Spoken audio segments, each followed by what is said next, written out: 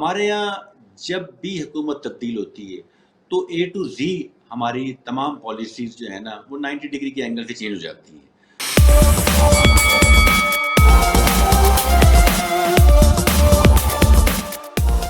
FP92 T V Paris France سے hot talk with میاں امجد. آج ہمارے ایک بہت خاص مہمان ہے پاکستان سے عابد خان صاحب. سیاسی تجزیہ کار بھی ہیں اور مختلف امور پہ ان کی گہری نظر ہے. تو آج ہم ان سے گفتگو کریں گے اور ہمارا موضوع ہوگا پاکستان کے 76-77 سال میں ہم نے کیا کھویا کیا پایا. السلام علیکم عابد خان صاحب. جی وعلیکم السلام میاں صاحب. کیسے ہیں سر؟ خیریت؟ الحمدللہ الحمدللہ. تو جی میں نے ناظرین اپنے معزز ناظرین کو بتایا کہ ہمارا ٹاپک کیا ہے، تو آپ نے بھی یقیناً سن لیا ہوگا کہ پاکستان کے حوالے سے ہم گفتگو کریں گے کیا ہم نے 76-77 سال میں کھویا اور کیا پایا. تو کیا کہیں گے آپ اس سلسلے میں؟ جی میاں صاحب تھینک یو ویری مچ کہ آپ نے ایک دفعہ پھر موقع دیا کہ میں اپنی آواز پاکستان کے اور جہاں تک ہماری آواز سنی جا رہی ہے وہاں تک لوگوں کو پہنچا سکوں. تو میاں صاحب 1947 میں ہمارے آباء و اجداد کی لازوال قربانیوں کی وجہ سے جو یہ مملکت خداداد ہم نے حاصل کی ہے، تو بدقسمتی سے قائد اعظم نے ملک بنا دیا لیکن ہم اس کو سنوار نہ سکے، اور جس کی متعدد وجوہات ہیں. اس کو ہم 3 سے 4 حصوں میں تقسیم کر سکتے ہیں کہ ہم نے سیاسی طور پہ کیا غلطیاں کی، معاشی طور پہ کیا ہماری ناکامیاں ہیں، اور اخلاقی طور پہ ہم کس گراوٹ کا شکار ہیں، اور عسکری طور پہ ہم نے کیا کامیابیاں حاصل کی. تو جب قائد اعظم نے ہمیں یہ ملک لے کے دیا تو ان کے پاس اتنا وقت نہ تھا، اور 1 سال کے بعد ہی قائد اعظم محمد علی جناح اس دنیا سے چلے گئے. اور علامہ اقبال کا جو خواب تھا وہ اس کی جو تعبیر تھی، ہم اس کو پراپرلی اس ملک کو جیسے ہمیں سنوارنا چاہیے تھا، بنانا چاہیے تھا، ہم اس کو بالکل اپنا نہ بنا سکے. تو سب سے پہلے ہم بات کریں گے سیاسی طور پہ. قائد اعظم محمد علی جناح کے بعد پھر لیاقت علی خان صاحب کو موقع ملا، تو لیکن اس کے بعد لیاقت علی خان کی زندگی نے بھی وفا نہ کی اور ان کو بھی راستے سے ہٹا دیا گیا. اور اس کے بعد سیاسی طور پہ پاکستان جس تنزلی کا شکار رہا تو وہ کسی سے ڈھکی چھپی نہیں ہے بات. اور اس کے اندر جس تیزی سے ہماری حکومتیں تبدیل ہوئی ہیں، اور اس کے اندر اپنا آپ یہ دیکھ لیں کہ اس کا کتنے مسائل کا شکار ہوئے. اور سب سے بڑی بات یہ ہے کہ دو چیزیں ہمیں اس کے بعد جو ہے نا اپنا جن کا ہم شکار ہوئے پاکستان، اس میں سول اور ملٹری ڈکٹیٹرشپ میں بڑا اہم کردار ادا کیا.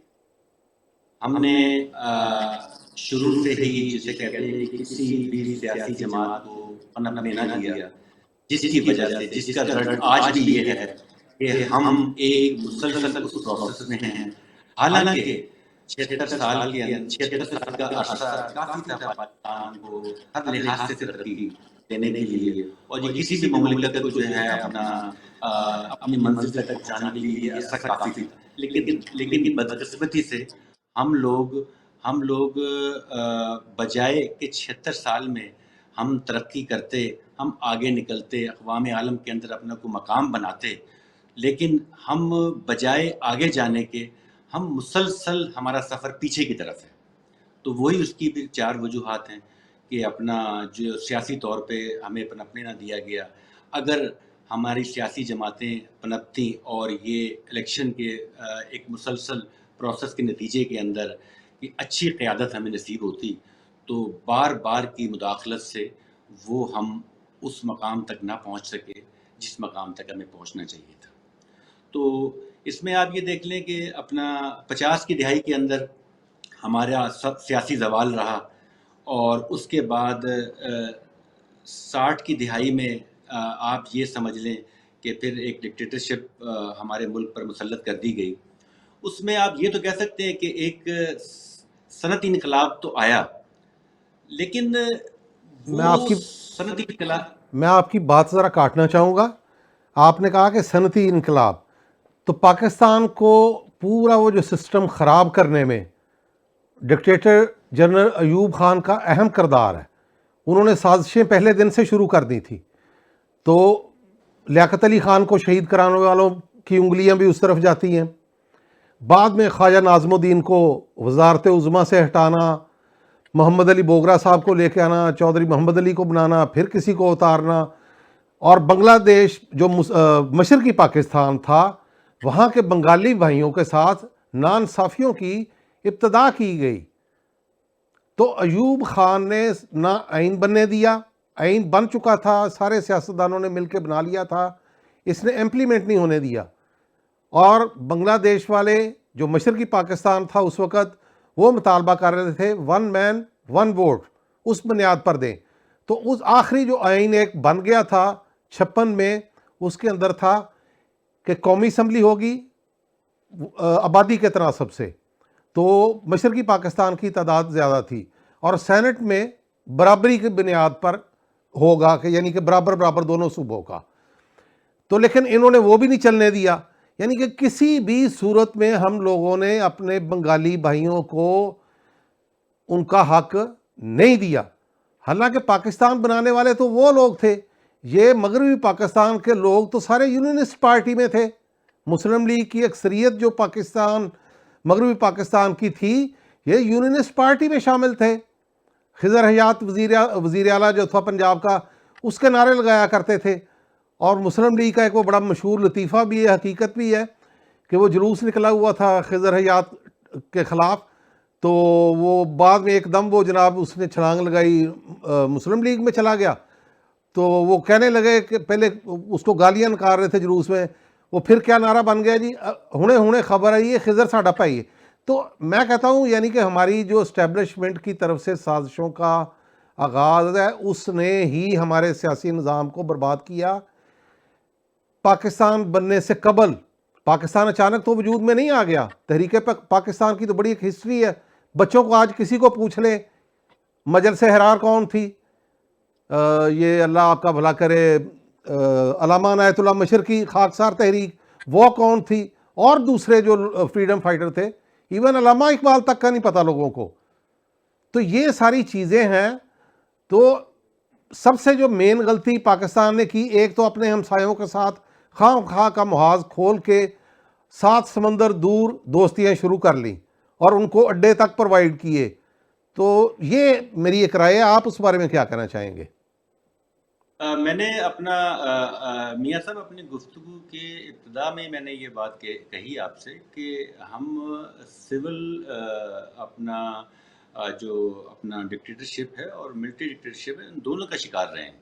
تو میری بات کا مقصد یہی تھا کہ اگر ہماری ملٹری جو اسٹیبلشمنٹ ہے، اگر سیاسی جماعتوں کو پنپنے دیتی اور ان کے ذریعے اگر اپنا ہمارا سسٹم چلتا رہتا، اور اپنا الیکشنز کے ذریعے اگر حکومتیں تبدیل ہوتی رہتی، تو نہ تو چھوٹے صوبوں کے اندر محرومی آتی، اور نہ ہی پاکستان کی ترقی کے راستے میں ہی رکاوٹ پیدا ہوتی.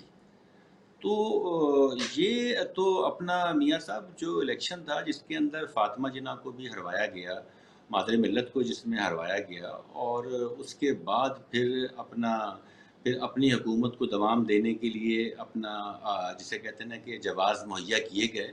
تو یہ تو چیز میاں صاحب کسی سے میرا خیال ڈھکی چھپی نہیں ہے، کہ اس کے اندر تو کوئی دو رائے موجود نہیں ہے کہ اپنا یہ اس کے اندر ایک بڑا کردار تھا. لیکن اس کے بعد جب ہماری الیکشن ہو گئے، اور الیکشن میں 71 الیکشن کی بات کر رہا ہوں، اس الیکشن کے نتیجے کے اندر جب مشرقی پاکستان میں مجیب الرحمان کو نمائندگی ملی، اور یقیناً اس کی سیٹیں زیادہ تھیں، لیکن اس کے مینڈیٹ کو تسلیم نہیں کیا گیا، جہاں سے پاکستان کے 2 لاکھ ہونے کی بنیاد اپنا پڑی ہے، اور وہیں سے ہم لوگ اپنا گراوٹ کا شکار ہوئے ہیں، اور جو کہ معاملہ ہم آج تک نہیں سنبھال پائے۔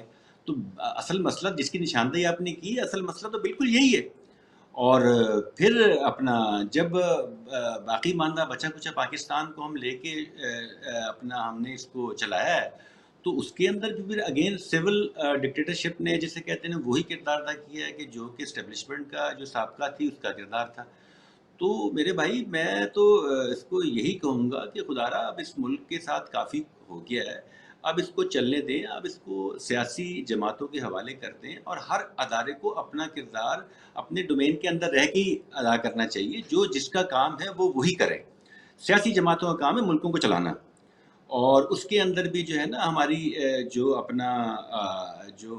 اپنا جو سیاسی لوگ ہیں، ان کو بھی ان کا بھی اس کے اندر ان کا اس گراوٹ کے اندر ان کا بھی جتنا حصہ اسٹیبلشمنٹ کا رہا ہے سابقہ، ان کا بھی اتنا ہی حصہ ہے کہ انہوں نے بھی اس ملک کے ساتھ جو ہے نا انہوں نے اپنے ذاتی مفاد کو اپنا ملکی مفاد سے بالا رکھا ہے، جس کی وجہ سے آج ہم اس انجام کو پہنچے ہیں۔ جی میاں صاحب۔ تو آج جو صورتحال ہے پاکستان کی، بنگلہ دیش کے اندر حسینہ واجد کی رخصتی، اس کے والد کے ساتھ جو مظالم کیے گئے، اس کی وجہ سے پاکستانیوں کے اندر ایک ہمدردی اور سارا ایک ویژن کلیئر ہو چکا تھا۔ جو جھوٹ بولا گیا تھا اس وقت وہ سارا کلیئر، دودھ کا دودھ پانی کا پانی۔ لیکن 17-18 سال کا اس کا فاشزم کا دور حسینہ واجد نے چڑیل کی طرح اپنے سیاسی مخالفین کو اور ایسے ایسے بزرگ رہنماؤں کو پھانسیاں دی جن کو یہ پہلی دور حکومت میں اپنے ساتھ وزیر تک رکھ چکی تھی۔ اتنا اس کے اندر وہ نفرت پتہ نہیں کہاں سے اچانک نازل ہوگی۔ اس میں بھارت کا کردار ہو سکتا ہے، کسی اور ملک کا کردار ہو سکتا ہے، یا نفسیاتی طور پہ یہ کسی مسائل میں پھنس گئی۔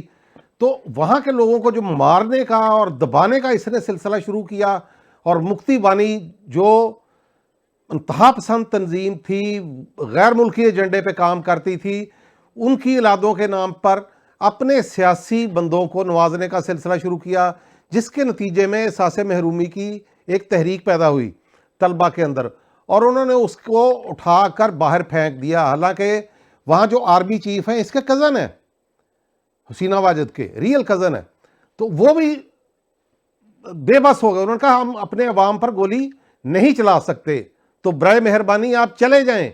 تو آخری اس کو 45 منٹ دیے گئے میڈم کو کہ آپ ملک چھوڑ کے چلے جائیں۔ تو اب بڑی خوشگوار ہوا آ رہی ہے وہاں سے، اور ہمارے لوگوں کو بھی چاہیے کہ وہ اپنا دل بڑا کریں اور ان کو بڑا سمجھیں، اور ان کا شکریہ ادا کرنے کا یہ موقع پہلی دفعہ میرے خیال میں ان کے پاس آیا ہے۔ یہ پاکستان جس میں ہم رہ رہے ہیں اس وقت، یہ بنگالیوں کی وجہ سے بنا تھا۔ اس وقت سہروردی وزیر اعظم تھے، وزیر اعلیٰ بنگال کے، اکٹھا تھا بنگال، یعنی کلکتہ، ڈھاکہ، یہ سب اکٹھا تھا۔ تقسیم کے بعد 2 حصوں میں، مشرقی پاکستان اور انڈیا کے اندر جو بنگال ہے، کلکتہ، یہ سب الگ ہوئے۔ وہ وزیر اعلیٰ تھے۔ سب سے زیادہ سٹرائک اور پرتشدد مظاہرے وہاں پہ انہوں نے کروائے تھے۔ تو نہرو نے تو قائد اعظم کو کہہ دیا تھا کوئی پاکستان نہیں، چلو چلے جاؤ، بس جو کر سکتے ہو کر لو، تو وہ بے بس ہو گئے تھے۔ پھر بنگال کے عوام نے جرأت کے ساتھ سامراج کا مقابلہ کیا، ہندو سامراج کا مقابلہ کیا، انگریزوں کے خلاف سٹرگل کی، تو ان بیچاروں کو حصہ نہیں دیا گیا۔ آج موقع ہے ہم بڑھ کے ان کی خدمت کریں، جو انہوں نے ہمارے اوپر احسان کیا اس کو اتارنے کی کوشش کریں، اور ان کی جو مجبوریاں انڈیا ان کو تنگ کر رہا ہے، ان کی کبھی بجلی بند کر رہا ہے، کبھی ان کے اندر ڈیم کھول کے پانی چھوڑ رہا ہے، سیلاب کے اندر مر رہے ہیں۔ پچھلے دنوں میں دیکھ رہا تھا فوٹیج، پاکستان کی ایک NGO الخدمت، وہ وہاں گئی ہوئی تھی۔ اچھی بات ہے، پاکستان کی اسٹیٹ کو کرنا چاہیے، پاکستان کے وزیر اعظم میاں شہباز شریف صاحب کو فوری طور پہ وزٹ کرنا چاہیے تھا، لیٹ کر دیا انہوں نے۔ اس میں کوئی ایسی بات نہیں، وہ آپ کے بھائی ہیں، بڑے بھائی ہیں، چھوٹے بھی نہیں، ان کو بڑے بھائی ہیں، اور واقعی وہ بڑے بھائی کا ان کا کردار تھا۔ اب UNO میں اجلاس ہو رہا ہے تو وہاں ان کی ملاقات ہوگی، تو اور بھی چیزیں آ رہی ہیں۔ وہ توانائی کے شعبے میں ایٹامک جو ہے توانائی، اس کے سلسلے میں بھی پاکستان سے مدد لینا چاہ رہے ہیں. آرمی سے بھی وہ کچھ ڈیل ان کی چل رہی ہے کہ ہمیں دیں، ہم نے بارڈر کی حفاظت کرنی ہے، ہمیں روزانہ تنگ کیا جاتا ہے. تو یہ ساری چیزیں ہیں. اور دوسری طرف یہ بلوچستان کے اندر، کے پی کے اندر یہ مختلف اور بہت عجیب و غریب سی سچویشن ہے. اس کو آپ کس طرح دیکھتے ہیں؟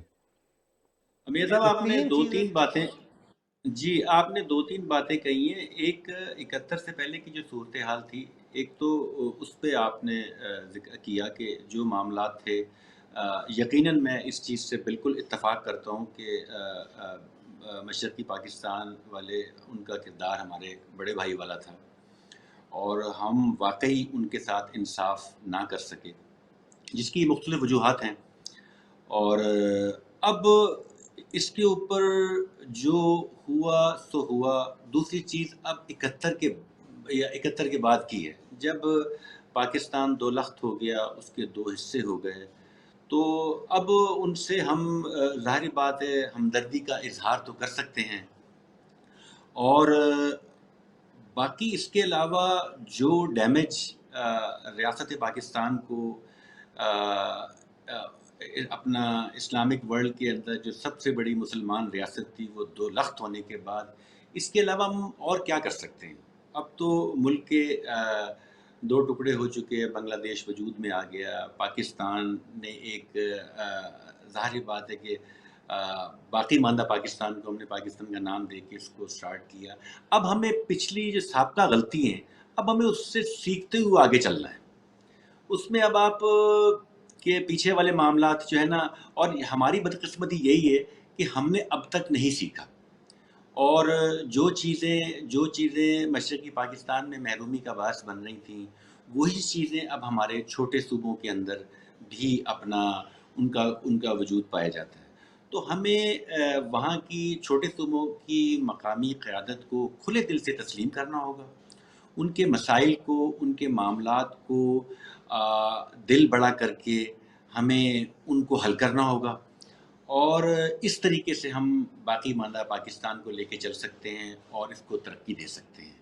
تو باقی 71 سے پہلے کی صورتحال کا تجزیہ کرنے کے لیے اس پروگرام کے اندر شاید اتنی وسعت نہ ہو سکے کہ ہم اس کو کور نہ کر سکیں، لیکن باقی ماندہ پاکستان کو چلانے کے لیے، چھوٹے صوبوں کی محرومی دور کرنے کے لیے، وہاں کے مسائل کو مقامی نمائندوں کے ذریعے حل کرنے سے، اور ہمیں اس حقیقت کو تسلیم کرنا ہوگا، ہمیں غداری کے سرٹیفکیٹ نہیں بانٹنے ہوں گے.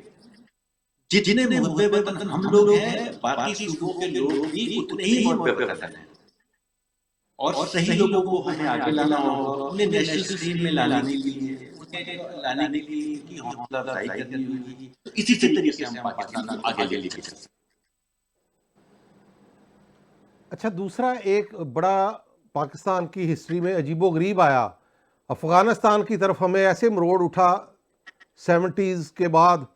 بھٹو صاحب کے دور میں یہ شروع ہو گیا تھا کہ پختونستان کے مسئلے کو ختم کرنے کے لیے وہاں جا کے ہم کچھ کریں. بعد میں ضیاء صاحب آئے، انہوں نے اس کو بھی اس سے زیادہ وسعت دی. پوری دنیا نے جناب دوڑ کے وہ کمیونسٹ انقلاب یا رشیا کے خلاف، سوویٹ یونین کے خلاف، وہ پورا پاکستان نے دروازے کھول دیے. دہشت گردی اس وقت نہیں، اس وقت وہ جہاد، بلکہ مغربی میڈیا بھی، امریکن میڈیا بھی، وہ برٹش پرائم منسٹر تھی مارگریٹ تھیچر، وہ اللہ اکبر کے نعرے لگا رہی تھی. ریگن صاحب وہ ریڈ کارپٹ استقبال کیا کرتے تھے ضیاء صاحب کا، اور میاں نواز شریف صاحب بھی. وہ ایک میں نے ویڈیو دیکھی، اس میں وہ جناب خرامہ جا رہے ہیں جنیجو صاحب کے ساتھ. تو یہ سارا ہم نے کیوں اپنا بیڑا غرق کیا دوسرے ممالک میں مداخلت کر کے؟ اس کے نتیجے میں پاکستان کے اندر دہشت گردی نیچے تک پھیل چکی ہے، اور ہمارے دشمن ملک اس سے فائدہ اٹھا رہے ہیں، اور ہمارے سیکورٹی کے جو ادارے وہ بالکل بے بس، یا خود انہوں نے اپنے آپ کو بے بس کیا ہے. ان کے اندر کالی بھیڑیں اس طرح کی ہیں کہ انہوں نے باہر سے جب ان کو نکال دیا تو کون کسی کو حق دیتا ہے؟ یہ فیض حمید جیسے بندوں نے 40,000 لوگوں کو ادھر سے لے کے آیا. یہ کون اسے آج یہ پکڑا ہوا؟ اس کو پوچھنا چاہیے کہ بھائی تجھے کس نے کہا تھا کہ جنگ زدہ ایک علاقے سے 40,000 دہشت گردوں کو لا کے پاکستان میں بٹھا دو اور کوئی بھی ان کو استعمال کر سکتا ہے؟ تو اب اس کے نتائج آ رہے ہیں. تو اس بارے میں آپ کیا کہنا چاہیں گے؟ تو اس میں بھی ہماری میاں صاحب اسٹیبلشمنٹ نے سارا بیڑا غرق کیا. پہلے وہ ایک جہاد بنایا اس کو، اور بعد میں وہ دہشت گرد، پھر وہ جہاد، پھر وہ ان کے ساتھ مذاکرات. یہ کیا ڈرامہ عجیب و غریب، یہ کب تک ہم یہ کریں گے؟ اور ولی خان اس کے باپ کو بھی غدار، فلاں بھی غدار، اکبر بگٹی کو شہید کر دیا وہ بھی غدار تھا. یار یہ کیا، بس کریں اب. میاں صاحب پاکستان ساؤتھ ایشیا کے جس خطے میں واقع ہے، یہاں ماضی کی 3 سپر پاورز نے رسا کشی کی ہے، جس میں برٹش امپائر تھی، وہ سب سے پہلے یہاں پہ آئی ہے اپنا. اس کے بعد پھر U S S R, Soviet union بھی افغانستان میں انوالو رہی ہے، اور اس جنگ کا یقیناً ہم بلا واسطہ بالواسطہ ہم اس کا حصہ رہے ہیں. اور اس کے بعد پھر جو موجودہ سپر پاور امریکہ ہے، وہ بھی اس کے مفادات بھی اس خطے کے اندر موجود رہے ہیں، بلکہ اب تک ہیں. تو آپ نے یہ دیکھا ہوگا کہ اس خطے کے اندر کوئی بھی سپر پاور کامیاب نہ ہو سکی کسی بھی لحاظ سے. تو میاں صاحب بات کرنے کی یہ ہے کہ سپر پاورز کے اپنے مفادات ہوتے ہیں، جس کے اندر آپ ابھی کہہ رہے تھے کہ اپنا ان کا استقبال کیا گیا، سو کال ان کو مجاہدین کے نام سے بلایا جاتا تھا، جن کو آج دہشت گرد کہا جاتا ہے. تو مقصد یہ ہے کہ ہماری میاں صاحب کوئی پالیسی نہیں ہے. جیسے آپ بڑے ملکوں کی پالیسی ہوتی ہے کہ وہاں حکومتیں تبدیل ہوتی رہتی ہیں، لیکن ان کی جو مین پالیسی ہوتی ہے ان کی وہی رہتی ہے. ہمارے یہاں جب بھی حکومت تبدیل ہوتی ہے تو اے ٹو زی ہماری تمام پالیسیز جو ہے نا وہ 90 ڈگری کے اینگل سے چینج ہو جاتی ہیں. تو جب ملکوں کی پالیسیاں اس طریقے سے تبدیل ہوں گی کہ جسے کہتے ہیں کبھی گرین ہے تو کبھی ریڈ ہے، یا کبھی جسے کہتے ہیں کچھ اور ہے، تو پھر اس کا انجام تو پھر یہی ہوگا نا، جسے کہتے ہیں کہ اس کا انجام تو پھر یہ دہشت گردی ہوگا نا، جسے کہتے ہیں. تو کبھی اس کو اپنا سب سے پہلے پاکستان کا نعرہ دیا گیا، پھر کبھی اسلام کے نام پہ پاکستان پہ حکومت کی گئی. اور یہ تمام وجوہات ہیں جس کی وجہ سے ہم تنزل کا شکار ہیں. تو ہمیں اب ان تمام چیزوں کو ہمیں بیٹھ کے سوچنا ہوگا. ہمیں نیشنل لیول پہ سیاسی جماعتوں ایک ڈائلاگ کرنا ہوگا کہ ہم کیا چاہتے ہیں. ہم کیا پاکستان کو آگے لے کے جانا چاہتے ہیں، یا پاکستان کو ہم پیچھے لے کے جانا چاہتے ہیں جیسا کہ ہو رہا ہے. تو اس کے لیے ایک نیشنل لیول پہ ڈائلاگ ہو، جس کے اندر جتنی پولیٹیکل فورسز ہیں ان کو بیٹھنا ہوگا آ کے. پاکستان کے اندر ملٹری اسٹیبلشمنٹ جو ہے یہ بھی ایک حقیقت ہے. یہ جو تیسری دنیا کے ملک ہوتے ہیں یہ نہ اس کے بغیر چل سکتے ہیں نہ اس کے ساتھ چل سکتے ہیں. ہر ادارے کو اپنا کام کرنا ہوگا اور دوسروں کا کام ان پہ چھوڑنا ہوگا جن کا یہ کام ہے. تو بھائی اپنا بات پھر وہیں پہ آ گئی کہ اپنا ہمیں آگے بڑھنا ہوگا، کھلے دل کا مظاہرہ کرنا ہوگا، اور پاکستان کو آگے لے کے چلنے کے لیے ایک نیشنل لیول کا ڈائلاگ کرنا ہوگا. تو اس نیشنل لیول کے ڈائلاگ کے بعد ہی ہم آگے چل سکتے ہیں اور اپنی راہ متعین کر سکتے ہیں، اور اسی طرح پاکستان ترقی کرے. خان صاحب آپ نے ذکر کیا کہ سیاستدان جب کو حکومت چینج ہوتی، میرے خیال میں حکومت کا اتنا نہیں ہے، ہماری ملٹری اسٹیبلشمنٹ خارجہ پالیسی آج تک ان کی چلی ہے بدقسمتی کے ساتھ. لیکن ایک چیز میاں صاحب، ایک چیز اور تو ہے نا کہ ہم جو سیاستدان ہمارے ہیں وہ اپنے مخالفین کو گرانے کے لیے کوشش یہ ہوتی ہے کہ ہمارا رابطہ کسی طریقے سے جو ہے نا ہو جائے ان لوگوں سے، اور ہم کسی بھی طریقے سے اپنے مخالف کو گرا دیں. مقصد یہ کہ ہمیں یہاں پہ بڑے دل کا وسعت کا مظاہرہ کرنا ہوگا، دوسرے کی جیت کو قبول کرنا ہوگا، اپنی ہار کو تسلیم کرنا ہوگا.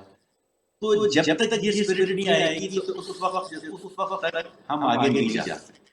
ہمیں اس رساکشی کو، ہمیں اس کشتی کو ہمیں ختم کرنا ہوگا. ہمیں یہ فیصلہ کر لینا چاہیے میاں صاحب، کسی بھی قوم کی زندگی کے اندر 76 سال بہت ہوتے ہیں. اور اگر ہم پیچھے مڑ کے دیکھتے ہیں تو بہت دیر ہو چکی ہے، بہت سا جو پانی پل کے نیچے سے گزر چکا ہے، اور ہم وہی کے وہی، بلکہ وہی نہیں کھڑے، ہم بہت پیچھے جا چکے ہیں. دنیا بہت آگے جا چکی ہے. ہمیں اب پرانی چیزوں سے، ایک تو جو پرانے دکھ ہیں، پرانی تاریخ ہے، اس کو ہمیں بھلانا ہوگا. ہاں، اس کو آپ پرانی جو ہسٹری ہے اس سے آپ سبق لے سکتے ہیں، لیکن ہمیں آج ہی بیٹھ کے فیصلہ کرنا کہ ہم کیا چاہتے ہیں.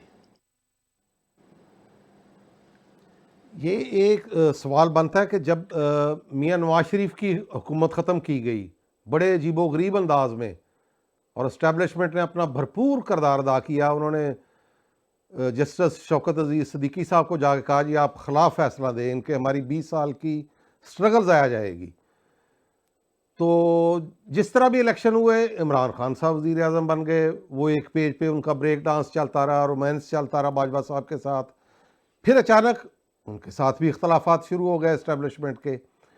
تو آج کل وہ بیچارے زیر اعتاب ہیں. پہلے میاں صاحب تھے زیر اعتاب، اس سے پہلے محترمہ تھی، مختلف جیسے وہ میوزک چیئر، یہ وہ الٹا کام ہے، یعنی کہ مارنے کا، اس کو چترول کرنے کا سیاستدانوں کے ساتھ. تو آج کل زیر اعتاب ہیں جناب عمران خان صاحب. حالانکہ جو آخری الیکشن ہوئے اس میں زیادہ ووٹ پی ٹی آئی کو پڑے ہیں، جو ایک حقیقت ہے. سوائے سندھ کے پنجاب میں وہ جیتے ہیں واضح طور پہ، کے پی میں جیتے ہیں واضح طور پہ، ان کے پاس فارم 45 ہیں. یہ صوبے دار حضرات جو بیٹھ کے دفتروں میں انہوں نے تیار کیے فارم 47، جس کی دنیا بھر میں کوئی اخلاقی حیثیت نہیں. پولنگ ایجنٹ کو آپ سائن کروا کے 45 فارم پہ بھیج دیں، اس کے بعد آپ ایک الگ سے تیار کریں رزلٹ، ڈمی قسم کا، ٹوٹلی فراڈ. تو وہ انہوں نے کیا. کراچی کے اندر ایم کے ایم کی کیا پوزیشن تھی؟ دہشت گردوں کا ٹولہ، وہ اپنی موت مر رہا تھا، لیکن وہ بھی جنرل ضیاء الحق کی پیداوار ہیں، ان کو بھی زندہ رکھنا تھا. وہ ساری سیٹیں ان کو دے دی. وہ حافظ نعیم الرحمان صاحب ہیں، ان کو ایک سیٹ دینے کی کوشش کی، جی آپ لے لیں آپ جیت گئے. انہوں نے کہا بھائی میں نہیں جیتا، پی ٹی آئی کا بندہ جیتا ہے، اس کو دو. تو یہ کیا تماشا آج کل ہو رہا ہے جو پی ٹی آئی کے ساتھ ظلم روا رکھا جا رہا ہے. تو باقی پارٹیاں اس موقع پہ کیا، کیونکہ ہم باہر بیٹھے ہیں، آپ پاکستان میں کیا دیکھتے ہیں، ان کی سوچ کیا ہے؟ وہ مزہ لے رہی ہیں، طالب جا رہی ہیں کہ اچھا یہ بھی ہمارے ساتھ ایسے کرتے تھے، یا سوچ رہی کہ کچھ ہمیں آپس میں اکٹھے چلنا چاہیے؟ میاں صاحب، بدقسمتی سے جو ہمارے ہاں آج کا دن گزر جائے کل سوچیں گے. نظریہ ضرورت جو ہے ہمارے اندر اپنا، یہ اس کا خاصا اس میں عمل دخل رہا ہے کہ نظریہ ضرورت کی جو ایجاد ہے اس نے ہمیں خاصا اپنا جسے کہتے ہیں کہ مسائل کا شکار کیا ہے. تو بات یہ ہے کہ پھر اگین بات پھر وہیں گھوم کے آ جائے گی کہ جب تک پولیٹیکل فورسز آپس کے اندر ایک دوسرے کو تسلیم کرنا نہیں سیکھیں گی، ایک دوسرے کا وجود برداشت نہیں کریں گی، تو اس وقت تک تو معاملات آگے نہیں چلیں گے. تو مقصد یہ ہے کہ اب اس میں بلا شبہ جسے کہتے ہیں کہ اپنا تحریک انصاف کو اس دفعہ ووٹ کافی ملے ہیں، تو ان کو بڑے دل کا مظاہرہ کرتے ہوئے ان کو ان کے مینڈیٹ کو تسلیم کرنا چاہیے تھا، اور جسے کہتے ہیں کہ اس سے ہی بات آگے چلتی اور اس سے ہی بہتری آتی. لیکن اگین پھر وہی معاملات ہوئے کہ پولیٹیکل فورسز ایک دوسرے کو تسلیم نہیں کرتی. الیکشن میں جب ہار جاتی ہیں تو اپنی جسے کہتے ہیں کہ اپنی ہار کو کبھی تسلیم نہیں کرتی، کبھی انہوں نے کھلے دل سے تسلیم نہیں کیا. اور موجودہ صورتحال کے اندر بھی یہ ہے کہ ہم اس وقت اتنے بڑے معاشی گرداب میں پھنسے ہوئے ہیں کہ بس آپ یہ سمجھ لیں کہ ہم تقریباً ڈیفالٹ کر چکے تھے، بس اس کا اعلان ہونا ہی باقی تھا. تو اس معاملے کے اندر جسے کہتے ہیں کہ اگر اب یہ اس وقت جو نگران گورنمنٹ کا آنا اور پھر یہ اپنا الیکشنز کا ہونا، تو یہ اس میں تو اب تقریباً سب لوگوں کو پتہ ہے کہ کیا ہوا کیسے ہوا.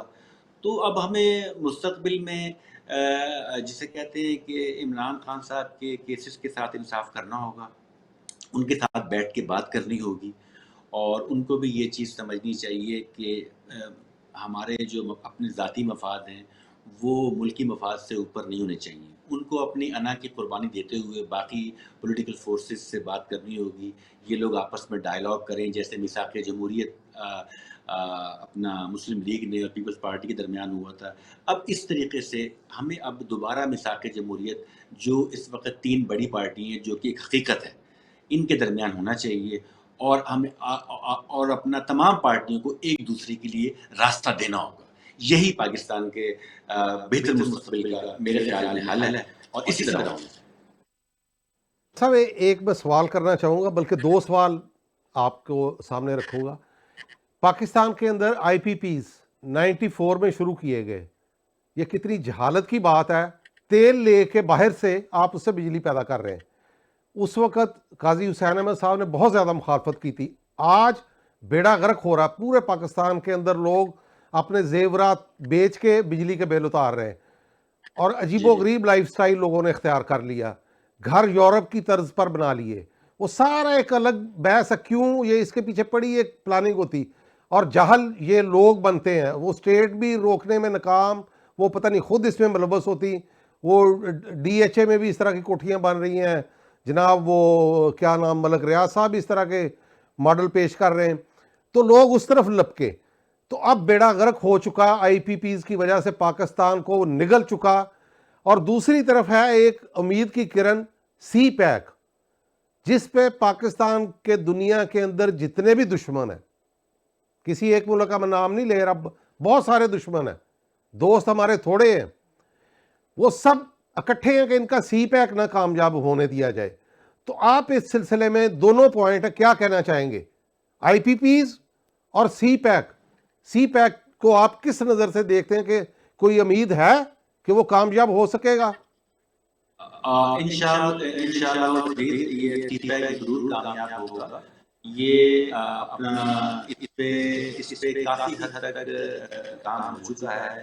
درمیان میں کچھ اس میں رکاوٹیں آئی تھیں جن کو کہ اب دور کر دیا گیا ہے, اور یقیناً اس میں میاں صاحب کوئی دو رائے نہیں ہے کہ پاکستان کا جو مستقبل ہے اس سی پیک سے جڑا ہوا ہے. اور اس میں میں یہ نہیں کہوں گا کہ آپ اہلیت پہ تو اس کو کیٹیگرائز کر سکتے ہیں کہ کسی حکومت نے کم کام کیا ہوگا, کسی نے زیادہ کام کیا ہوگا, کسی کی اہلیت زیادہ ہے, کسی کی کم ہے. اور پاکستان کی فوج بھی اس کو مکمل اس کو سپورٹ کر رہی ہے. پاکستان کے تمام سیاستدان, اس میں ایسی کوئی سیاسی جماعت نہیں ہے میاں صاحب کہ جس نے اس کی راستے میں رکاوٹیں کھڑی کی ہوں.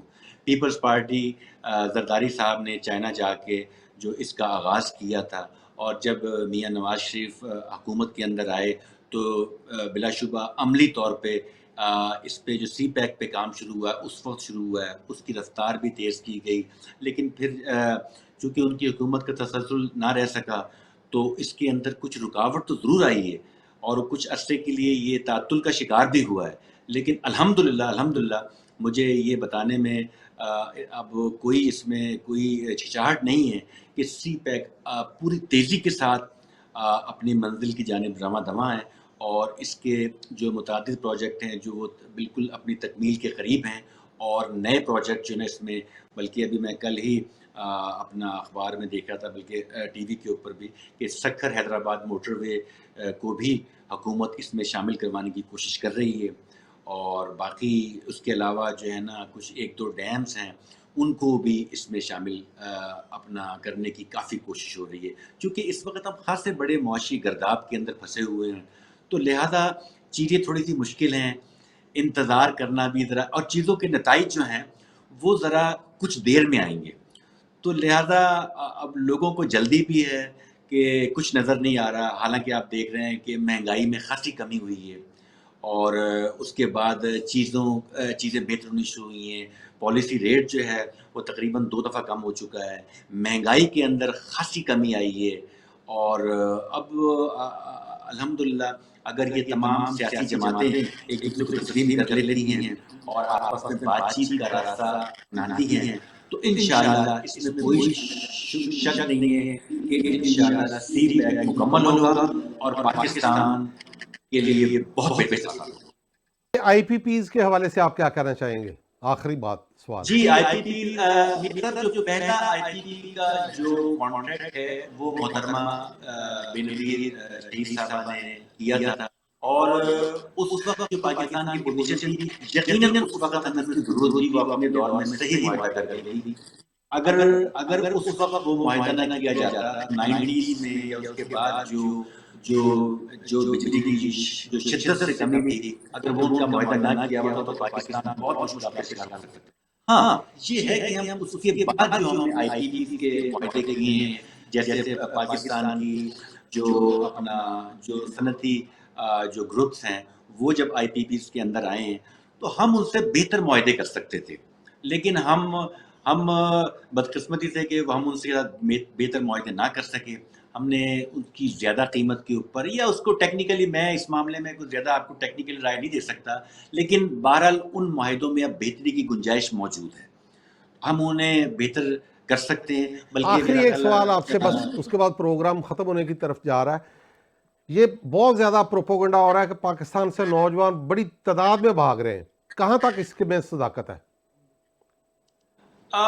میاں صاحب اس میں آپ دیکھیں نوجوان جب اپنی پوری محنت اور وقت لگا کے جب ڈگری کرتے ہیں اور آج کل سوشل میڈیا کا دور ہے اور وہ جب اپنے آپ کو کمپیئر بیرونی دنیا کے لوگوں سے کرتے ہیں تو بہت پیچھے بات ہے.